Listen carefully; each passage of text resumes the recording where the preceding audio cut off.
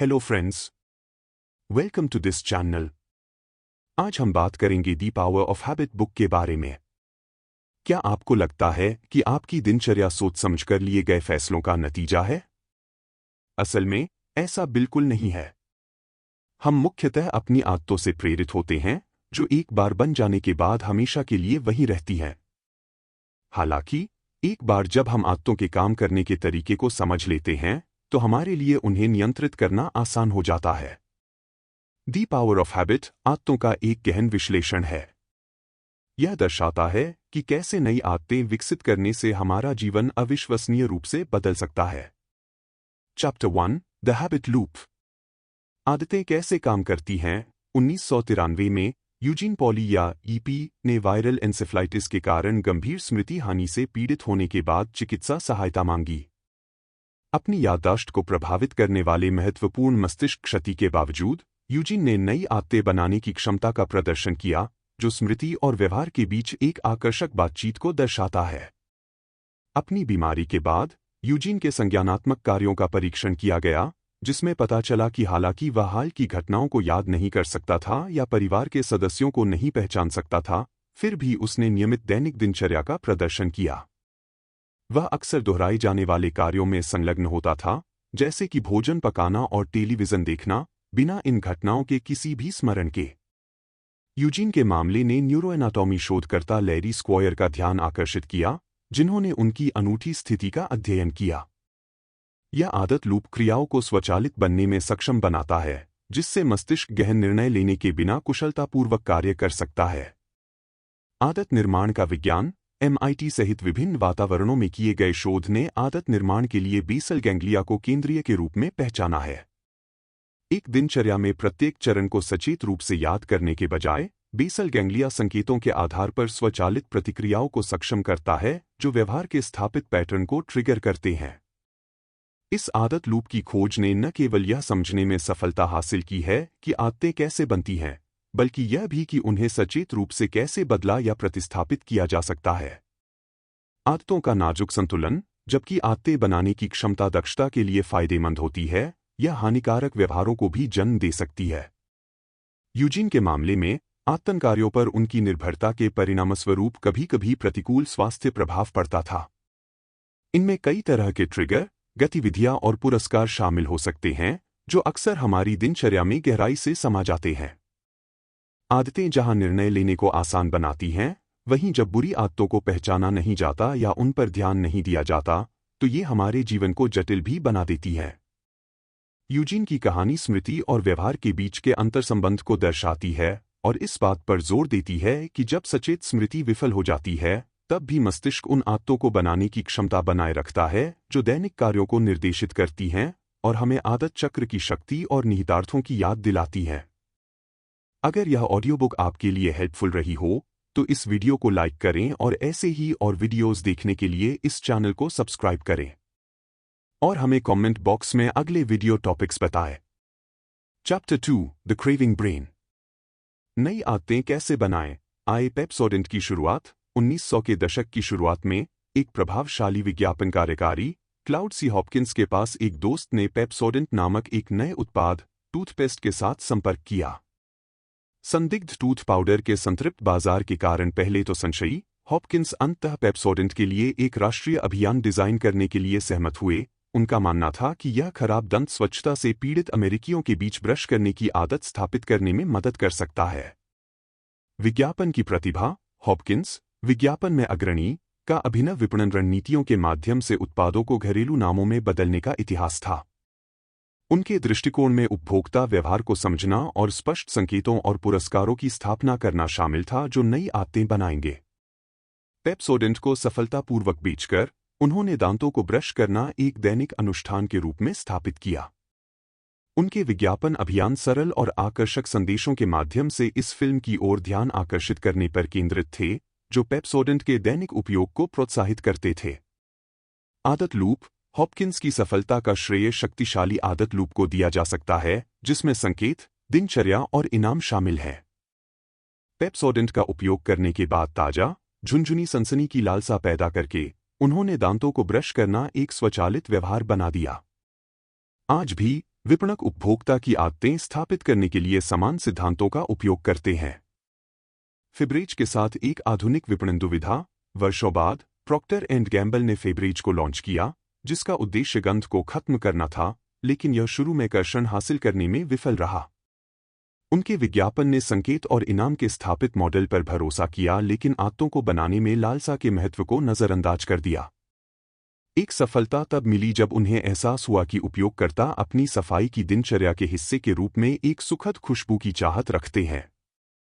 दृष्टिकोण को संशोधित करते हुए फेब्रिज को गंध के समाधान के बजाय सफाई की दिनचर्या के अंतिम स्पर्श के रूप में पुनर्स्थापित करके विपणन टीम ने उत्पाद की धारणा को बदल दिया।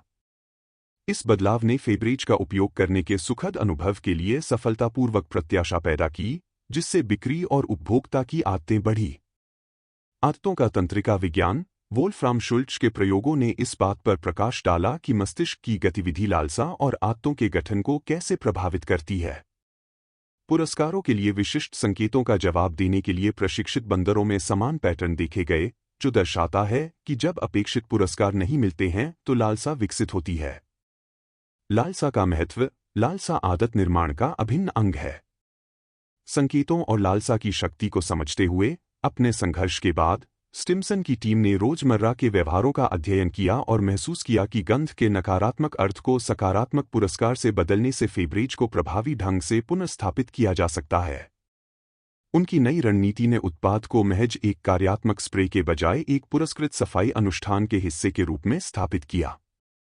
सफल पुनः लॉन्च। नई ब्रांडिंग के साथ फेब्रिज की बिक्री में उछाल आया, जिसने लालसा को जगाने वाले संकेतों को बनाने की प्रभावशीलता को प्रदर्शित किया। संशोधित विपणन ने सिर्फ गंध हटाने के बजाय सफाई के बाद अनुभव की जाने वाली सुखद खुशबू पर जोर दिया। लालसा और विज्ञापन विकास। अपने बाद के वर्षों में अपने विज्ञापन नियमों के लिए प्रसिद्धि प्राप्त करते हुए हॉपकिंस ने अपनी सफलता को आदतों के तंत्रिका विज्ञान से कभी नहीं जोड़ा। हालांकि यह निष्कर्ष निकाला जा सकता है, प्रभावी संकेतों की पहचान करके, स्पष्ट पुरस्कार निर्धारित करके और लालसा पैदा करके आदत चक्र का उपयोग लाभकारी व्यवहारों को प्रोत्साहित करने के लिए प्रभावी ढंग से किया जा सकता है, जिसमें दांतों को ब्रश करने से लेकर फेब्रिज का उपयोग करना शामिल है। Chapter 3 the golden rule of habit change. बदलाव की शुरुआत। संघर्षरत टैंपा बे बुकेनियर्स के कोच टोनी डुंगी को सैन डिएगो चार्जर्स के खिलाफ एक महत्वपूर्ण मैच में सफलता की एक झलक दिखाई दे रही है। उनके खराब प्रदर्शन के इतिहास के बावजूद डुंगी का मानना है कि खिलाड़ियों की आदतों में बदलाव लाकर निर्णयों के बजाय स्वचालित प्रतिक्रियाओं पर ध्यान केंद्रित करके वे जीत सकते हैं। वह बताते हैं कि चैंपियन सामान्य कार्य भी स्वचालित रूप से करते हैं और उनका उद्देश्य खिलाड़ियों की दिनचर्या में बदलाव लाना है, साथ ही संकेतों और पुरस्कारों को एक समान बनाए रखना है। चैप्टर 4 कीस्टोन हैबिट्स और the ballad of Paul O'Neill. Aluminium उत्पादक अल्कोआ के नए सीईओ बने। अपने परिचय के समय उन्होंने मुनाफे के बजाय कार्यस्थल सुरक्षा पर ध्यान केंद्रित करके निवेशकों को आश्चर्यचकित कर दिया और शून्य चोटों के लक्ष्य की घोषणा की। पारंपरिक कॉर्पोरेट बयानबाजी से इस प्रस्थान ने वॉल स्ट्रीट के निवेशकों के बीच भ्रम की स्थिति पैदा कर दी, जिन्होंने संदेह के साथ प्रतिक्रिया व्यक्त की। ओनील का विजन। ओनील ने जोर दिया कि सुरक्षा में सुधार करना केवल एक लक्ष्य नहीं, बल्कि कंपनी भर में उत्कृष्टता स्थापित करने का एक साधन है। उन्होंने तर्क दिया कि एक कीस्टोन आदत, सुरक्षा, पर ध्यान केंद्रित करके अल्कोआ संगठनात्मक प्रभावशीलता में व्यापक सुधार प्राप्त करेगा। सुरक्षा का प्रभाव। शुरू में अविश्वास के साथ मिला, ओनील के सुरक्षा प्रथम दृष्टिकोण ने अल्कोआ को वैश्विक रूप से सबसे सुरक्षित कंपनियों में से एक बना दिया और उनके कार्यकाल के दौरान रिकॉर्ड मुनाफा हुआ। प्रमुख उदाहरणों में शामिल है व्यायाम जो स्वस्थ जीवनशैली विकल्पों की ओर ले जाता है, या सामुदायिक पारिवारिक रात्रिभोज जो बेहतर बाल प्रदर्शन को बढ़ावा देता है। 2 माइकल फेल्प्स और छोटी जीत। ओलंपिक तैराक माइकल फेल्प्स कीस्टोन आदतों का उदाहरण है। उनके कोच बॉब बोमन ने उन्हें अनुष्ठानों और दिनचर्या को डिजाइन करने में मदद की, जिसने सफलता के लिए एक मानसिक ढांचा तैयार किया। अपनी दौड़ की कल्पना करना एक महत्वपूर्ण कीस्टोन आदत बन गई, जिससे आत्मविश्वास और तैयारी के माध्यम से उपलब्धियां हासिल हुईं। 3 ओनील का अल्कोआ में नेतृत्व। ओनील के सरकार के अनुभव ने इस बात पर प्रकाश डाला कि संस्थागत आदतें संगठनात्मक व्यवहार को कैसे संचालित कर सकती हैं। सुरक्षा पर ध्यान केंद्रित करने के उनके निर्णय ने अक्षमताओं को उजागर किया और प्रणालीगत परिवर्तनों को प्रेरित किया, एक ऐसी संस्कृति की स्थापना की जहां कर्मचारी इनपुट को महत्व दिया गया और नवाचार को प्रोत्साहित किया गया। सुरक्षा और जवाबदेही की संस्कृति का विकास निष्कर्ष, कीस्टोन आदतों की शक्ति। ओनील के नेतृत्व में एल्कोआ की दीर्घकालिक सफलता संगठनात्मक संस्कृति और प्रदर्शन पर कीस्टोन आदतों के प्रभाव को दर्शाती है। उनके नेतृत्व ने जवाबदेही, निरंतर सुधार और कर्मचारियों की भलाई के प्रति चिंता की संस्कृति को प्रेरित किया, जिसके परिणामस्वरूप असाधारण सुरक्षा रिकॉर्ड और वित्तीय सफलता मिली जो उनके कार्यकाल के बाद भी बनी रही। आज भी संगठन परिवर्तन के साधन के रूप में उनके सिद्धांतों को अपना रहे हैं। Chapter 5 Starbucks and the habit of success. जब इच्छाशक्ति स्वचालित हो जाती है, ट्रेविस लीच का बचपन अराजकता और नशे की लत से भरा था, जो उनके माता पिता के नशे की लत से उपजा था। अपनी लत के बावजूद उनके माता पिता ने सामान्य जीवन का आभास बनाए रखने की कोशिश की। ट्रेविस ने 9 साल की उम्र में अपने पिता को नशे की ओवरडोज लेते देखा, जिसने अराजक माहौल में जीवन और सुरक्षा के बारे में उनकी धारणा को आकार दिया। 16 साल की उम्र तक उन्होंने स्कूल छोड़ दिया और भावनात्मक अस्थिरता और असभ्य ग्राहकों से टकराव के कारण नौकरी पाने के लिए संघर्ष करते रहे। उनके जीवन में एक नया मोड़ तब आया जब एक नियमित ग्राहक ने स्टारबक्स की सिफारिश की, एक ऐसी जगह जिसने अंततः उनकी दिशा बदल दी। 25 साल की उम्र में ट्रेविस 2 स्टारबक्स दुकानों के प्रबंधक बन गए।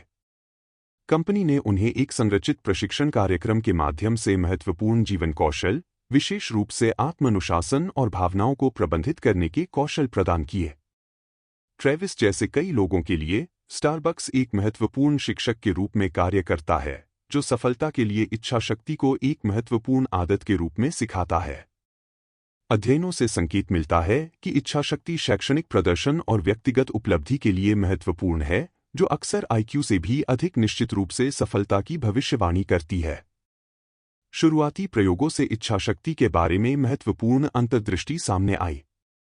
विशेष रूप से जिन कार्यों में इच्छाशक्ति की आवश्यकता होती है, वे समय के साथ व्यक्ति की आत्मनियंत्रण क्षमता को कम कर सकते हैं।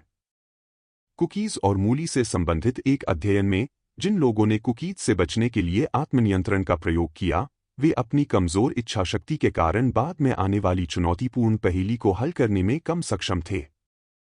इस शोध ने इच्छाशक्ति की तुलना एक ऐसी मांसपेशी से की जो परिश्रम से थक जाती है, और बाद के अध्ययनों ने सुझाव दिया कि एक क्षेत्र में इच्छाशक्ति बढ़ाने से असंबंधित क्षेत्रों में भी सुधार हो सकता है।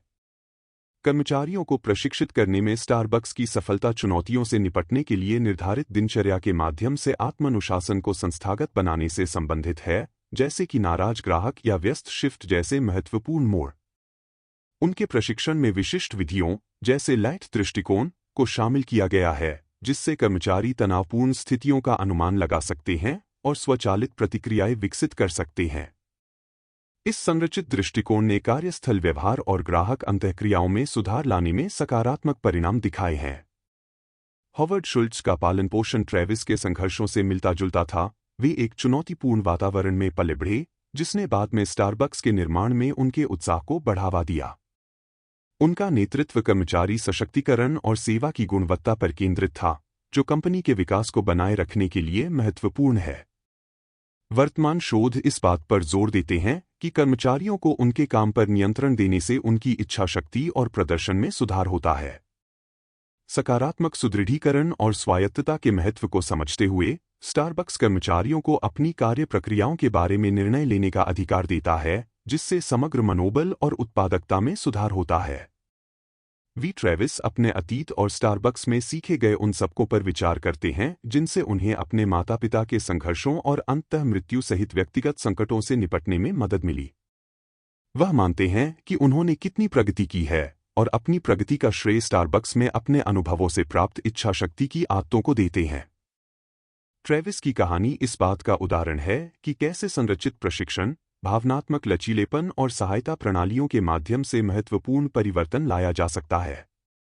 Chapter 6 how leaders create habits through accident and design. Rhode Island अस्पताल में संकट, सबड्यूरल हेमेटोमा से पीड़ित एक बुजुर्ग मरीज रोड आइलैंड अस्पताल पहुंचता है, जो अपनी चिकित्सीय उपलब्धियों और नर्सों व चिकित्सकों के बीच आंतरिक संघर्षों दोनों के लिए जाना जाता है।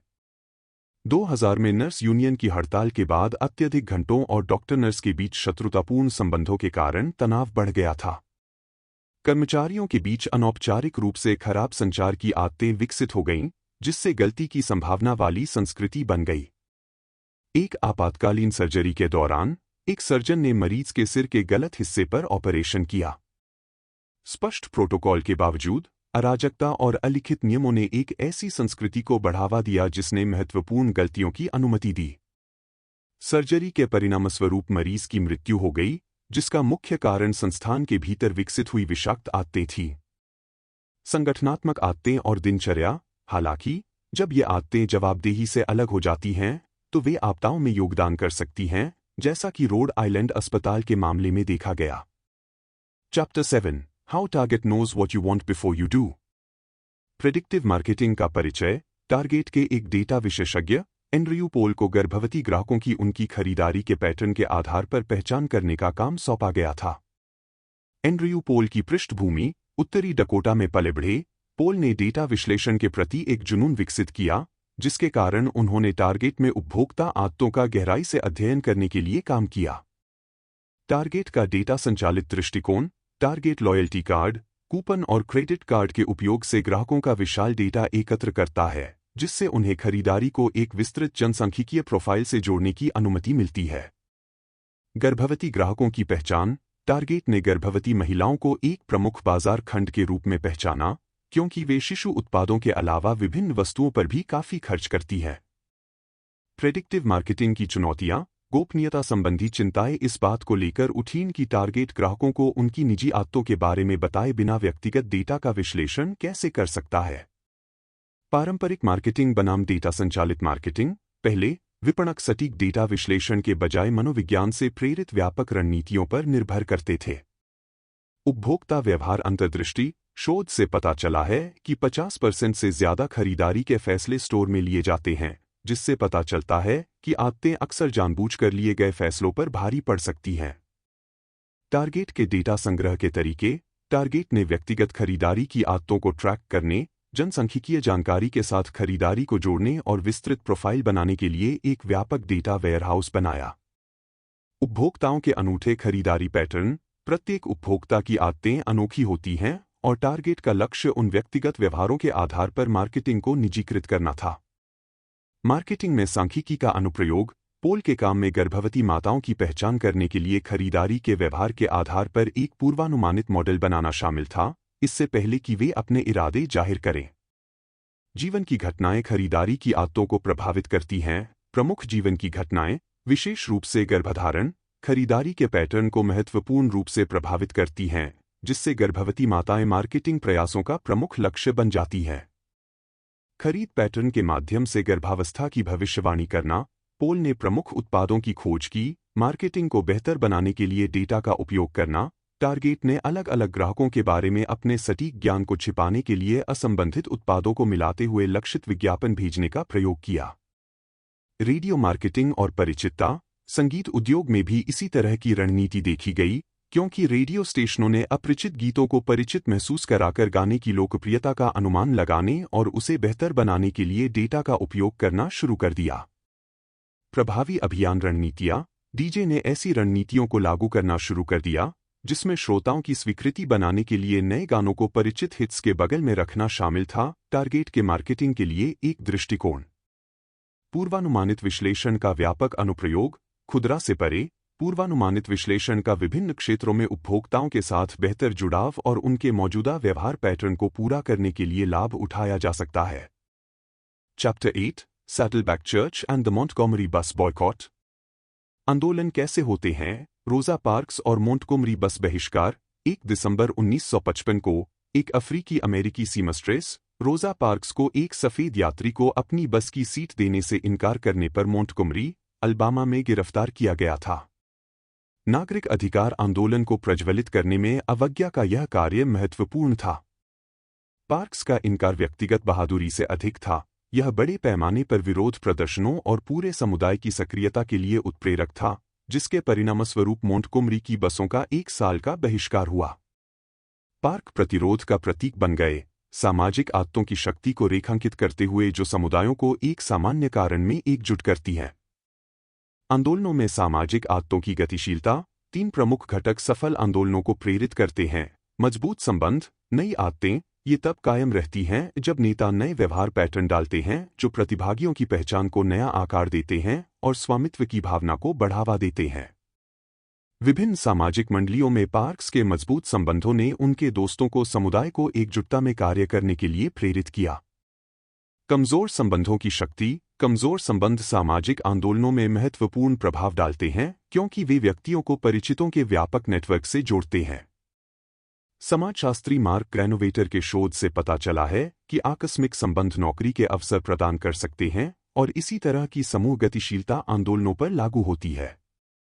ये कमजोर संबंध सहकर्मी दबाव उत्पन्न कर सकते हैं जो उन व्यक्तियों के बीच कार्रवाई को मजबूर कर सकते हैं जो सीधे तौर पर जुड़े नहीं हो सकते हैं फिर भी किसी कारण में योगदान करने के लिए दायित्व की भावना महसूस करते हैं। स्वप्रेरक आंदोलनों का निर्माण। एक आंदोलन को टिकने के लिए प्रतिभागियों को नई आदतों को आंतरिक करना चाहिए जो उस पल की प्रारंभिक भावनाओं से परे हों। इस पुनर्रचना ने समुदाय को एकजुट करना शुरू किया और विपरीत परिस्थितियों में भी बहिष्कार का विस्तार सुनिश्चित किया। रिक वॉरेन और सैडलबैक चर्च। रिक वॉरेन का सैडलबैक चर्च मजबूत और कमजोर संबंधों का उदाहरण है जो निरंतर जुड़ाव की ओर ले जाते हैं। साझा सामाजिक आदतों और छोटे समूहों के इर्द गिर्द एक समुदाय का निर्माण करके सदस्य अपनी आस्था की यात्रा में गहरे जुड़ाव और व्यक्तिगत जिम्मेदारी विकसित करते हैं जो नागरिक अधिकार आंदोलन में देखी गई गतिशीलता को प्रतिबिंबित करता है। उनकी कार्यप्रणाली एक सामुदायिक ढांचे के भीतर नई आदतें सिखाने के महत्व पर प्रकाश डालती है, यह सुनिश्चित करते हुए कि व्यक्तिगत विश्वास और कार्य व्यापक सामुदायिक मूल्यों के अनुरूप हों। निष्कर्ष। आंदोलनों में सामाजिक आदतों की विरासत। आंदोलन की सफलता सामुदायिक संबंधों में निहित जटिल सामाजिक प्रतिमानों पर निर्भर करती है जो आत्मनिर्भर कार्यों में परिवर्तित हो सकते हैं। मोंटगोमरी बस बहिष्कार एक व्यापक नागरिक अधिकार आंदोलन को उत्प्रेरित किया और व्यक्तियों की मित्रता, सामुदायिक दायित्वों और नई आदतों को अपनाने के संयुक्त प्रभावों के माध्यम से स्थायी राजनीतिक और सामाजिक परिवर्तन संभव है। Chapter 9 the neurology of free will. Inge Bachmann की कहानी। इंजी बाचमैन एक गृहिणी जो अपने बच्चों के स्कूल जाने के बाद खुद को अकेला महसूस कर रही थी, अपनी दिनचर्या के लिए एक रिवरबोट कैसीनो में जाकर रोमांच की तलाश करती थी। शुरुआत में वह अपनी दिनचर्या के लिए एक इनाम के रूप में धीरे धीरे जुए की आदत में पड़ गई, यह मानते हुए कि वह अपने कार्यों पर नियंत्रण रख सकती है और अपने लिए सख्त नियम बना सकती है। हालांकि जैसे जैसे समय बीतता गया वह अधिक बार और बेतहाशा जुआ खेलने लगी, जिससे वह काफी रकम हार गई और कर्ज में डूब गई। उसका जुआ खेलना अस्थायी राहत के स्रोत से भावनात्मक उथल-पुथल से प्रेरित एक बाध्यकारी व्यवहार में बदल गया, खासकर उसके माता-पिता के बीमार पड़ने और बाद में उनके निधन के बाद। अपने अनुशासित होने के अपने पिछले आश्वासन के बावजूद बाचमैन खुद को जुए के एक बेकाबू चक्र में फंसा पाती थी, जो क्षणिक उतार-चढ़ाव और विनाशकारी निराशा दोनों लाता था। अंततः उसे दिवालियापन का सामना करना पड़ा और उसने अपनी जुए की आदतों पर नियंत्रण की कमी पर विचार किया। बाचमैन को विभिन्न परिस्थितियों से भावनात्मक कष्ट का सामना करना पड़ा, जिसमें एक मां के रूप में अपनी भूमिका में अतृप्ति की भावना, अकेलापन और बाद में अपने माता-पिता को खोने का दुख शामिल था। इन भावनाओं ने उसे राहत पाने के लिए कैसीनो तक पहुंचाया, जहां जीत की खुशी ने अस्थायी रूप से उसके दर्द को कम कर दिया। अगर यह ऑडियो बुक आपके लिए हेल्पफुल रही हो, तो इस वीडियो को लाइक करें और ऐसे ही और वीडियोस देखने के लिए इस चैनल को सब्सक्राइब करें। और हमें कमेंट बॉक्स में अगले वीडियो टॉपिक्स बताएं।